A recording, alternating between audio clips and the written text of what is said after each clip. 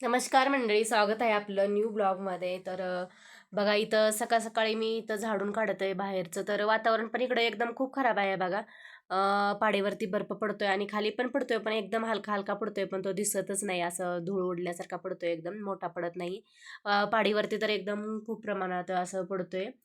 पाडी तर पूर्ण दिसतच नाही. इथं बघा पहिल्यांदा रूमच्या बाहेर निघलं की पहिल्यांदा बघायला भेटते ते पाडीच असते, पण आज सध्या काय पाडी दिसत नाही बघा. पाडीवरती पूर्ण फोकस आहे.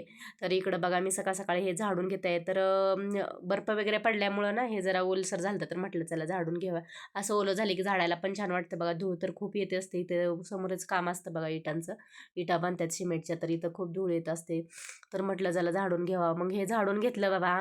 आणि वातावरण बघा तुम्हाला दाखवते कसं झालं एकदम. बघा पहाडीवरती पूर्ण पहाडी खाली बर्फ आहे, पण पहाडी पूर्ण दिसतच नाही. एकदम फोक असं असल्यासारखं दिसतंय.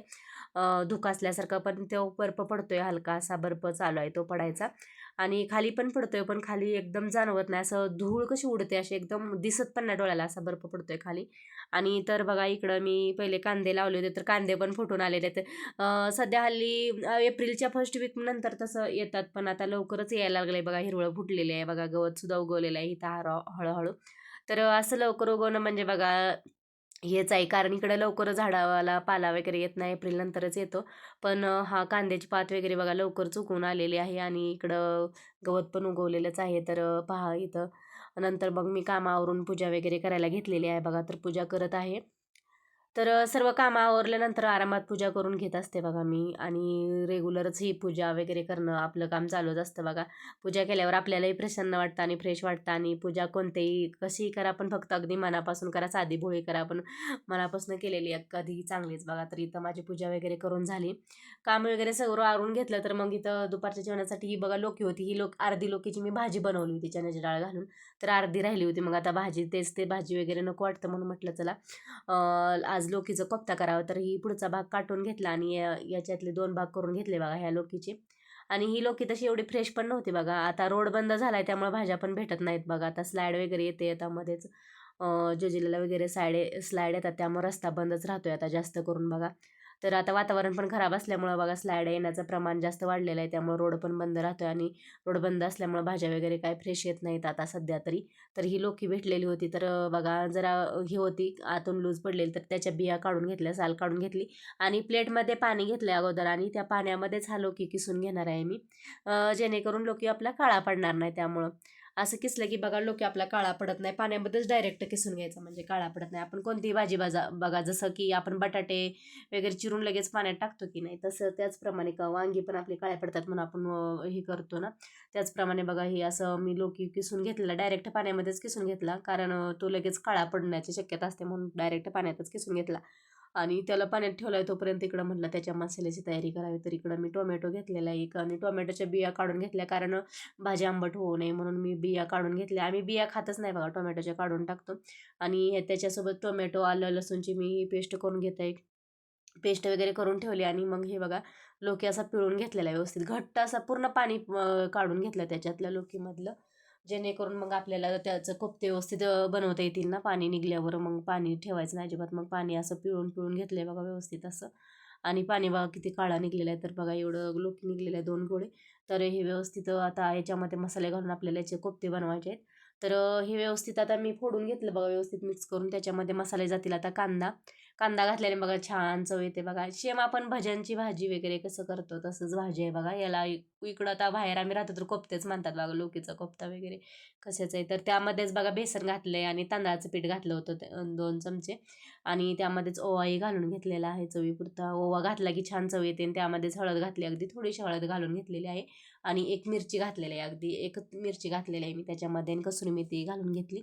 आता कोथिंबीरही घालू शकता, पण कोथिंबीर नाही आहे सध्या माझ्याजवळ. तर इथं मीठ घालून घेतलं आणि तिखटही घालून घेतलं बघा हलकंसं चवीपुरतं. आणि ते सर्व मिक्स करून घ्यायचं. फोकच्या साह्याने बघा मिक्स करून घेतले. कोरडं वाटत असलं तरी बघा लोकीमध्ये ओलसरपणा असतो, त्यामुळे हे बघा हे बाइंडिंगला व्यवस्थित येतंय. आपल्याला पहिलं मोकळं वाटतं, तर नंतर मी हाताने मिक्स करून घेते व्यवस्थित. आणि हाताने मिक्स करून घेतलं तर बघा एकदम गोळा बनलेला आहे त्याचा. आणि जास्त प्रमाण टाकायचं नाही बेसनचं वगैरे, हलकंसंच बाइंडिंग पुरतं टाकायचं, म्हणजे कोफ्त्यांची पण चव छान येते. आणि शेवटी तेलाचा हात लावून घेतला बघा. आणि तेलाच्या हात लावूनच मग मी याचे कोफ्ते घेणार आहे बनवून. कोफ्ते म्हणजे छोटे छोटे टिक्क्याच करायचे आहेत आपल्याला. जसे आपण वडे वगैरे करतो ना, दालवडा, साबुदाण्याचे वडे त्याप्रमाणे मी असा आकार केला आहे. तुम्ही असं गोलाकार, लंबा आकारही देऊ शकता. आणि बघा हे असं केलेलं आहे मी. असे टिक्की बनवून झालेले आहेत माझ्या. तर इकडं तळायला कढईमध्ये तेल ठेवलं होतं, तर तेल चेक केलं गरम झालंय की नाही, तर झालेलं आहे गरम. तर टिक्क्या मी अशा हळू सोडून देत आहे. असे कोफ्ते बनवून घेतले, तर टिक्कीच बोलते, कोफ्ते असे बनवून घेतले थापून आणि ते सोडायचे तेलात. आणि तेल मी कमीच घातलेलं आहे. तेल असं जास्त गरम घ्यायला घेतलं नाही, कारण जास्त टाकलं की ते वाया जातं आणि ते खाल्लं बी चांगलं नसतंय बघा. जास्त सारखं सारखं गरम करणं तेल, म्हणून मी कमीच तेल घेतलं होतं याच्यामध्ये. तर कोफ्ते बघा हे असे मीडियम गॅसवरतीच व्यवस्थित तळून घेतले. आणि त्याप्रमाणे हे पहिली बॅच तळून घेतली आणि त्याचप्रमाणे आता मी दुसरी बॅच तळून घेणार आहे. आणि अशी वेगळी भाजी करून खाल्ली की बघा कधी असं चवीला पण छान लागते आणि बोर वाटत नाही आपल्याला तेच ते भाज्या वगैरे खाऊन कंटाळा येत नाही.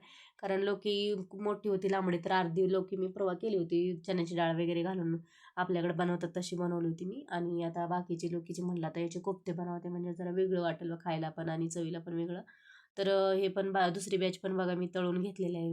कोफ्त्यांची व्यवस्थित असे गोल्डन होईपर्यंत तळून घेतलेले आहे. तुम्ही असे खाऊ शकता बघा, छान लागतात चवीला. आणि बघा मी इथं तळून झालेले आहेत, तुम्हाला दाखवते तळून. तांदळाचं पीठ वगैरे घातलं होतं, त्यामुळे वरून क्रंची पण झालेल्या होत्या. तर बघा मी तोडून बघितले तर आतपर्यंत शिजलेले आहेत. सोडा वगैरे काहीच घातलेला नाही बघा. तर मी खाऊन पण बघितलं तर छान लागत होतं बघा. तर इकडं आता त्याची फोडणी करते कोफ्त्याची करी करण्यासाठी. तर त्यामध्येच मोहरी जिरं घातलेलं आहे. मोहरी जिरं घातल्यानंतर त्यामध्येच बारीक चिरलेला कांदा घालायचा आहे. कांदा व्यवस्थित परतून घ्यायचा. कांदा गोल्डन भाजून घ्यायचा आहे आपल्याला व्यवस्थित. त्यामध्ये सुके मसाले, घरचं तिखट, धनिया पावडर आणि गरम मसाला घालून घेतला आहे. फक्त इतकाच मसाला घातलेला आहे आणि बाकी काही एक्स्ट्राचा जास्त मसाला घातलेला आहे. आणि ते मसाला वाटून घेतलेला कांदा आणि हे टोमॅटो, आलं आणि लसूण वाटून घेतलेलं तेही घातलेलं आहे टोमॅटोची प्युरी. त्याचबरोबर मीठही घालून घेतलं. टोमॅटो प्युरी घातली की लगेच मीठ घालायचं, म्हणजे मसाला पण आपला शिजला जातो व्यवस्थित. टोमॅटो आणि मिठामुळे पाणी सुटून व्यवस्थित शिजला जातं मसाला. आपल्याला मसाला शिजून व्यवस्थित मग आंबट वगैरे लागत नाही. मसाला छान शिजला जातो. आणि त्यामध्येच मसाला शिजल्यानंतर मी एकच चमचा आहे बघा, एकच चमचा बेसन घेतलेला आहे. ते एका साईडला भाजून घेतलं हलकंसं तेल टाकून, जेणेकरून आपली कोफ्त्याची ग्रेव्ही जी आहे ती दाटसर यावी म्हणून. तर इथं भाजून घेतलं बेसन. मग त्यामध्येच आपल्याला गरम पाणी घालायचं आहे बघा. थंड पाणी घालायचं नाही, गरम पाणीच घालून घ्यायचं. गरम पाणी घातल्याने बघा आपली ही चव बी भाजीला छान लागते आणि तरी पण छान येते. कधीही भाज्यांमध्ये मी गरमच पाणी घालत असते बघा. आणि असं साईडला गरम पाणी केलेलं होतं किटलीमध्ये, तेच घालून घेतलेलं आहे. आणि बघा इथं भाजीला पण उकळी आलेली आहे छानपैकी. जास्त पाणी घातलेलं आहे, साधारण अर्धा ग्लासच घातलेला आहे. आणि त्याचबरोबर बघा इकडं आपली करीला उकळी आल्यानंतर मग लास्टला शेवटी अगदी 5च मिनिटापूर्वी टाकायचं आहे बघा. हे आपल्याला कोफ्ते तळून घेतलेले कोफ्ते टाकून घ्यायचे आहेत. अशा पद्धतीने टाकून घेतले बघा सर्व कोफ्ते. आणि अगोदर टाकून घ्यायचे नाही. ज्यावेळेस तुम्हाला जेवायचं असेल त्यावेळेस पण तुम्ही अशी भाजी गरम करून त्यामध्ये टाकून खाऊ शकता. अगोदर टाकले की मग सर्व ग्रेव्ही आळून जाते, म्हणजे कमी होते. ऑब्झर्व करून घेतात ते कोफ्ते. आणि त्यामध्येच बघा कसुरी मेथी घालून घेतलेली आहे मी शेवटी एकदा. आणि मिक्स करून घेतलेलं आहे बघा. झालेली आपली भाजी तयार. तर बघा कोफ्ते पण आपले फुगलेले आहेत थोडेसे. मग समजायचं की आपल्याला फक्त 5च मिनिटं ठेवायचे.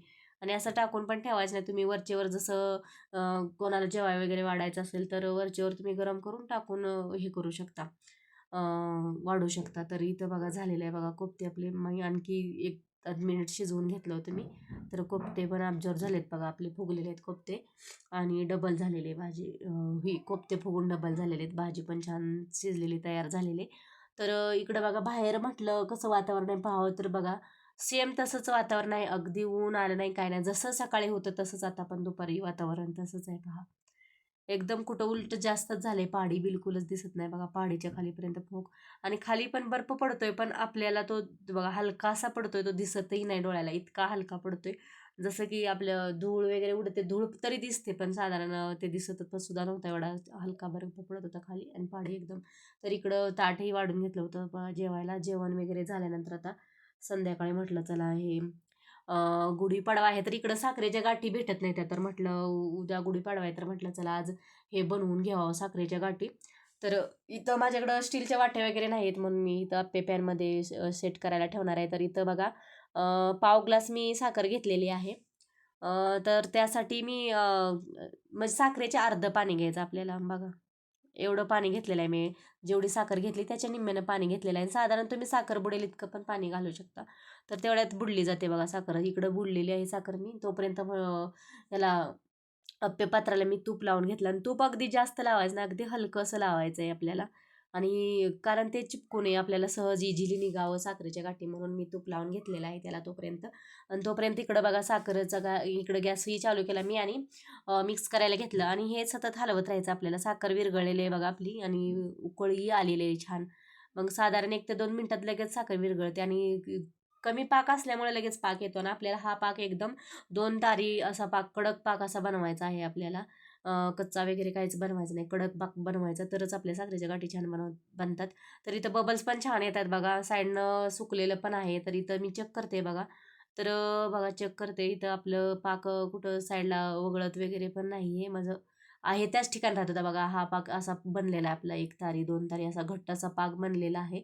मी मिक्स करून घेतला. तर इकडं बघा माझी क्लिप टाकताना क्लिपच बंद होता व्हिडिओ. माझ्या लक्षातच आलं नाही बघा टाकताना, आणि एकदम आता हे सेट केल्यावर दाखवते बघा मी. आणि अर्ध्यावर मी ऑरेंज कलर टाकून हे असं सेट केलेलं आहे बघा. आणि धागा असा ठेवला होता मी. माझ्याकडं रीलचाच धागा होता, तर 2-3 पदरी करून धागा घेतलेला आहे तो मी. मोठा धागा नव्हता माझ्याकडे.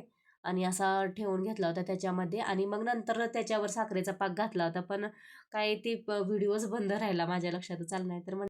तर मंडळी अगदी 10 मिनिटातच बघा हे बनतं. तर तुम्ही कोणीही अगदी सहजरित्या बनवेल अशी रेसिपी आहे बघा ही. तर मंडळी कसा वाटला आजचा व्हिडिओ, आणि व्हिडिओ आवडला असेल तर व्हिडिओला लाईक करा.